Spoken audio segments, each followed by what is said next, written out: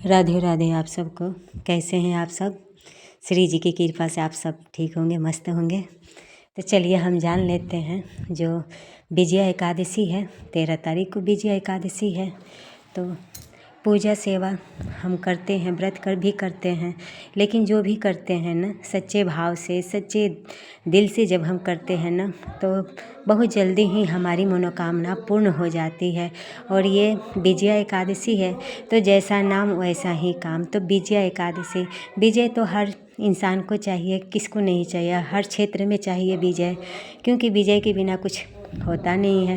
क्योंकि प्रभु राम जी भी ने विजय प्राप्त करने के लिए उन्होंने एकादशी का व्रत किया था। तो प्रभु तो हमारे, उनको कोई ज़रूरत ही नहीं थी विजय एकादशी करने की। वो तो हम सबको दिखाने के लिए कि हम सब भी विजय एकादशी करेंगे तो हमें भी सफलता मिलेगी और हम भी कोई भी क्षेत्र हो हम विजय प्राप्त कर सकते हैं। तो इसीलिए हम सबको विजय एकादशी के दिन विजय व्रत करें ना करें, लेकिन पूजा हमें ज़रूर करना चाहिए। और पूजा के लिए हमें जो दशमी शुरू होता है, एकादशी का व्रत दशमी से शुरू हो जाता है। तो दशमी के दिन ही सूर्य ढलने के बाद हमें भोजन प्रसाद नहीं पाना चाहिए। फलहार ले लो, दूध ले लो, लेकिन एक ही समय इस दिन भी अनाज करते हैं, क्योंकि जो एकादशी होता है ना तो 2-3 दिन का व्रत होता है। तो हम जो भी हम करें, थोड़ा करें ज़्यादा करें, वही नियम और भाव से हम करें तो अनंत गुना हमें फल मिलता है। तो विजया एकादशी के दिन ये सब हमें गलती नहीं करना चाहिए। तो दशमी के दिन से हमारा व्रत शुरू हो जाता है, संयम नियम से उस दिन रहना है और अनाज किरण डूबने के बाद नहीं खाना है। और एकादशी के दिन हमें व्रत में मंजन, कोलगेट ये सब यूज नहीं करना चाहिए। एकादशी के दिन तो बिल्कुल मना किया गया है कि ब्रश नहीं करना है। तो कैसे मुख हमारा साफ कैसे होगा? या तो नींबू के पत्ते ले ले, या तो गुलाब के पत्ते ले ले, उनको सुखा ले, चाहे सूखा मिल गए तो उनके चूर्ण बना करके अपने दांतों को हम अच्छे से साफ़ कर लें। तो इससे भी हो सकता है, क्योंकि जब हम एकादशी के दिन जब हम व्रत में रहते हैं, कोई भी व्रत में रहते हैं, और जब हम कोलगेट चाहे आयुर्वेद मंजन चाहे कोई भी मंजन हम जब यूज करते हैं ना तो हमारा व्रत जो है वो खंडित हो जाता है। तो व्रत जब हम खोलें, जब तक हम ना खोलें तब तक हमें ब्रश नहीं मुख में लगाना चाहिए। इससे हमारा व्रत का पूरा जो फल है वो हमें प्राप्त नहीं होता है।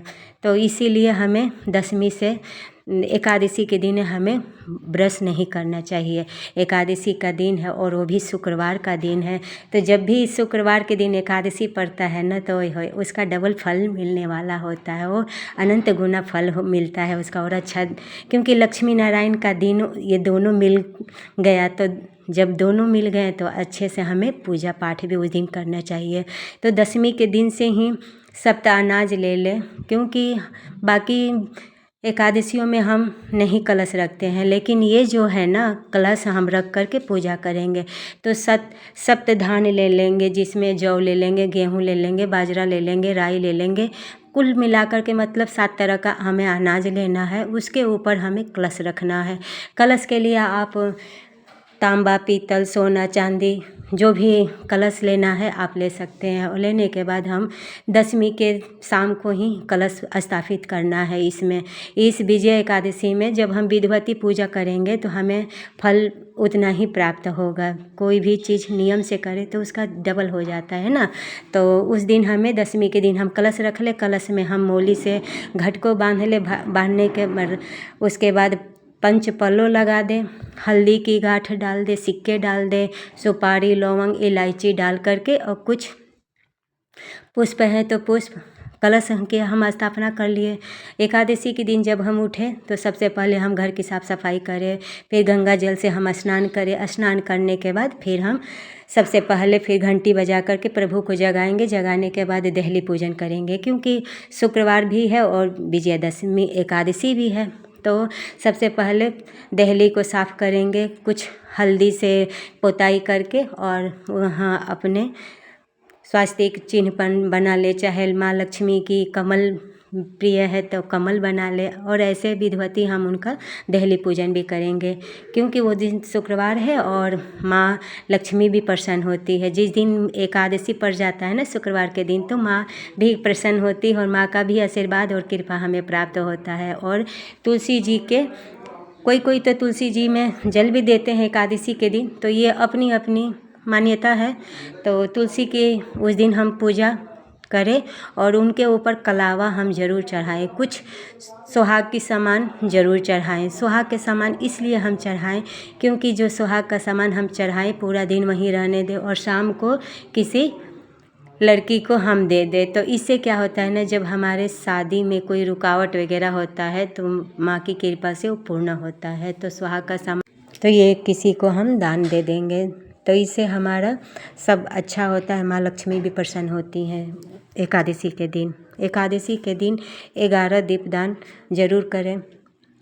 इससे ये होता है कि कहीं भी हमें बाधा आ रही है नौकरी में, चाहे कहीं भी हमें बाधा हो रहा है, तो इससे हम 21 दिए जब जला करके हम माँ तुलसी जी के पास रखते हैं तो उससे हमारी बाधा दूर हो जाती है।